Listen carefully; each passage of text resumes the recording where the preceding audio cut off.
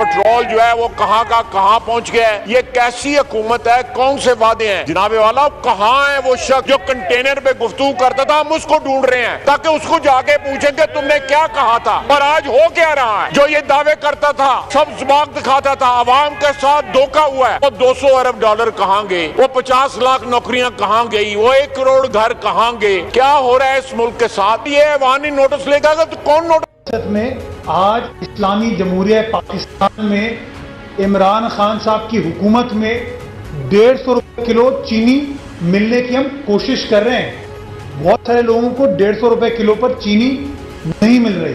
लोग ढूंढ रहे हैं कि कहां है वो पाकिस्तान जिसका वादा इमरान खान साहब ने किया था।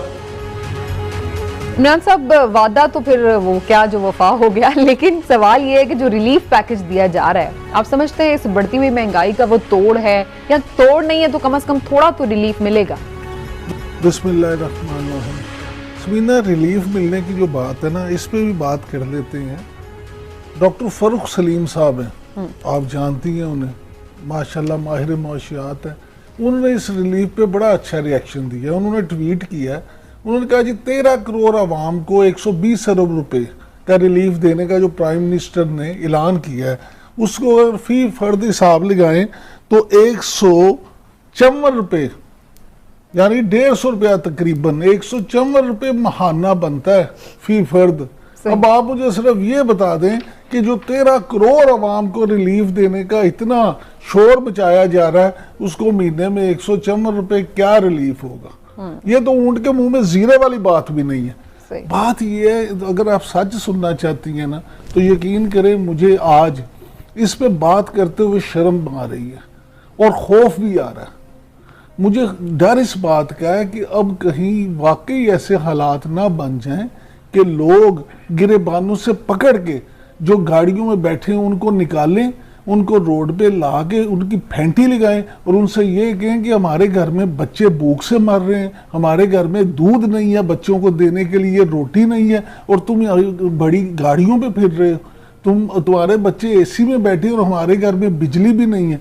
आप अभी फरमा रही थी कि शुनीद है कि बिजली भी महंगी की जा रही है। बिजली महंगी हो चुकी है, बिजली महंगी होने का भी आज माशाल्लाह से ऐलान हो गया। ये पहला मौका है कि वजीर आजम इमरान खान साहब ने इतनी फुर्ती दिखाई है। परसों उन्होंने कहा कि पेट्रोल महंगा होगा, तो आज उन्होंने कीमतें कल बढ़ा भी दी। रात के अंधेरे में ऐसी कीमतें बढ़ाई कि 8 रुपये 5 पैसे फी लीटर पेट्रोल महंगा हो गया। उसके बाद आज बिजली भी महंगी हो गई है। मुझे अब ये बताएं कि जब पेट्रोल महंगा होगा, बिजली महंगी होगी, अभी हिलाली साहब फरमाएंगे कि ये क्या करें, इंटरनेशनल मार्केट्स हैं, इसमें इमरान खान का कसूर नहीं है। बिल्कुल, मैं 100% एग्री हूँ हिलाली साहब से, लेकिन मुझे आप ये बता दें, ये कसूर मेरा है, ये कसूर आपका, या उस गरीब आवाम का जिसको ये सारा भुगतना पड़ रहा है। आप ऐसी बातें क्यों करते हैं, इस तरह के वादे क्यों करते हैं जो आप कर नहीं सकते। क्या आप समझती हैं कि हम अमेरिका है जिधर उन्होंने एक रिलीफ पैकेज दिया है 3 ट्रिलियन डॉलर का। हमारे पास इतने पैसे हैं, हमारे पास कर्ज के अलावा है क्या? और कर्ज का मतलब डेफिसिट जब होता है उसके माने आप नोट छापते हैं, और जब आप नोट छापते हैं तो पैसे बढ़ते हैं इन सर्कुलेशन। जब वो होता है इन्फ्लेशन होता है। आपका डेफिसिट काटें, हां ठीक है, कट सकता है डेफिसिट, मगर इतना शोर मचेगा जब डेफिसिट कटता है, जब टैक्सेस को डबल कर दें, आप चीजें नहीं बिकेंगे। जब चीजें नहीं बिकेंगे तो होर्डिंग नहीं होगा। 300 लाख टन शुगर जो आया है, चीनी जो आया है, वो किधर है? वो किसके पास है? वो क्यों नहीं निकाल के बेच रहे हैं? वो रख रहे हैं सब। जैसे हम सब डॉलर बचा रहे हैं, पैसे बढ़ रहे हैं डॉलर के, हम क्यों लाएं डॉलर में उसको इस्तेमाल करने के लिए? पकड़ो, रखो, उसका डॉलर का कीमत बढ़ेगा। भाई इट्स सो सिंपल। लोग गवर्नमेंट्स को पैसे छापने पड़ते हैं। जब आप कर्ज लेते हैं, मुल्क से कर्ज लेते हैं, लोगों से कर्ज लेते हैं, आपको ट्रेजरी बिल्स देते हैं उनको वापस करने के लिए। देयर इज नो अदर, एक ही तरीका है, मैसिव रिसेशन और जब वो मैसिव रिसेप्शन आता है तो बेकाबू हो जाते हैं लोग। देखिए, मैं सिर्फ ये कहना चाहता हूं, गलतियां हुई हैं। मिसाल के तौर पे मैंने खुद एक बात की है कि वो भाई डिस्ट्रीब्यूशन ऑफ शुगर क्यों नहीं, और अखबार भरे हुए हैं कि डिप्टी कमिश्नर्स जो हैं जिनका काम है वो नहीं काम कर रहे हैं। क्यों नहीं कर रहे हैं? डरे हुए हैं। किधर हैं वो किधर है उनकी लॉ इन्फोर्सिंग कैपेबिलिटीज? हम लोग जब व्हेन वी वर यंग, हम अपने डिस्ट्रिक्ट्स में जाके देख सकते थे, निकालते थे, पकड़ते थे उन लोगों की। पूरा हमारे पास वो जो उनके स्टॉक्स होते थे उनके, where are these deputy commissioners? मेरे कहने की बात यह है सिर्फ, I am sorry to say all this, मगर मैं ये समझता हूं, प्लीज अंडरस्टैंड वन थिंग, कि ये एक ऐसा फिनोमेना है जो एक मुल्क नहीं है दुनिया में जो इन्फ्लेशन से नहीं सफर कर रहा है। अब वो कैसे कोप कर रहे हैं? जो रिच कंट्रीज हैं वो और तरह कर रहे हैं। रिच कंट्रीज जो है, रिच कंट्रीज सब्सिडीज दे रहे हैं समीना। $3 ट्रिलियन का सब्सिडी दिया है 6-8 महीने के लिए। जिन लोग किराया नहीं दे सकते थे उनके घर के लिए गवर्नमेंट ऑफ अमेरिका ने कहा हम देंगे मकान, वो उसको लैंडलॉर्ड को, और उन्होंने तनख्वाह दिया। जो भी आपका ये था उन्होंने कहा हम देंगे, और वापस करने की जरूरत नहीं है। सही, ये कर सकते हैं आप। वैसे तो आपने अपनी तकरीर में भी इंडिया की बड़ी मिसालें दी। आप एक ऐसा काम करें जिस तरह इंडिया ने रिलीफ दिया था पेट्रोल पे, अभी कीमतें कम की, आप उसमें एक काम कर दें। आप कर दें जी हमने ये आटे पे और हमने ये ऑयल पे इतनी कीमत कम कर दी है। जो बंदा भी यूटिलिटी स्टोर पे जाए, पूरे मुल्क में यूटिलिटी स्टोर है, अपना आईडी कार्ड साथ लेके जाए, क्योंकि एहसास प्रोग्राम जो है, एहसास प्रोग्राम है गुर्बत की लकीर से नीचे जिंदगी गुजारने वालों का।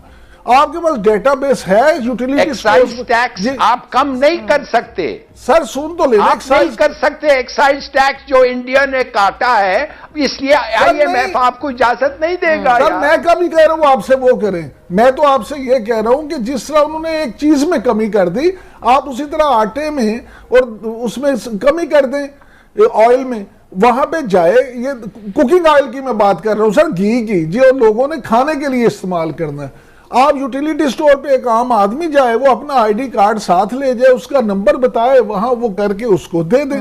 आप राशन डिपो टाइप सिस्टम बना देना, जिस तरह पहले राशन कार्ड होता था, यूटिलिटी स्टोर को यूटिलिटी स्टोर को एक तरह से राशन डिपो का नाम दे दें।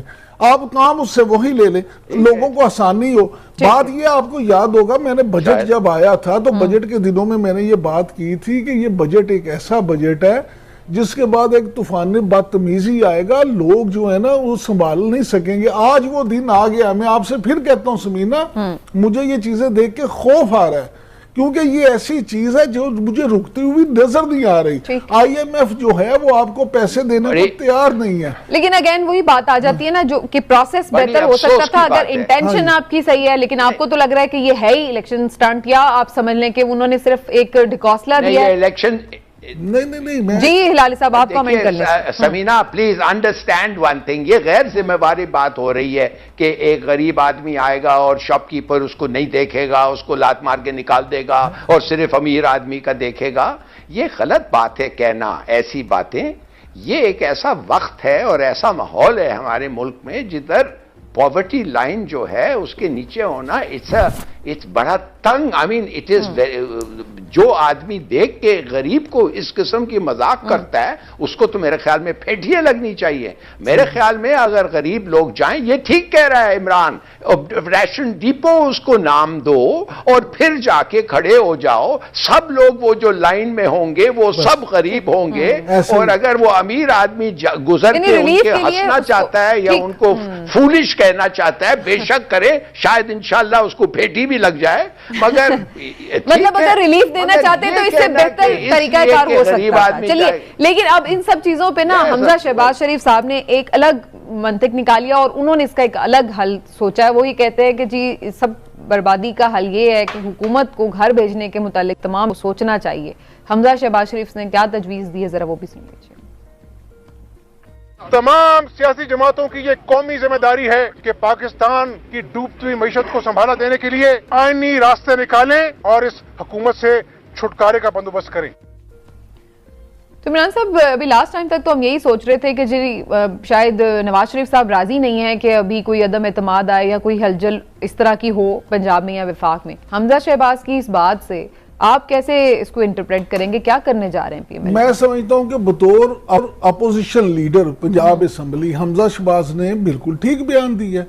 उसकी बुनियादी वजह यह है कि उनको और क्या बयान देना चाहिए, उनको तो बयान ही ये सूट करता है कि जनाब क्योंकि हुकूमत की कारकर्दगी ठीक नहीं है, क्योंकि हुकूमत महंगाई बहुत बढ़ा रही है, क्योंकि हुकूमत अवाम को रिलीफ नहीं दे रही, इसलिए तमाम जमातों को चाहिए कि वो इसको खत्म करने के लिए कोई भी आईनी रास्ता इख्तियार करें।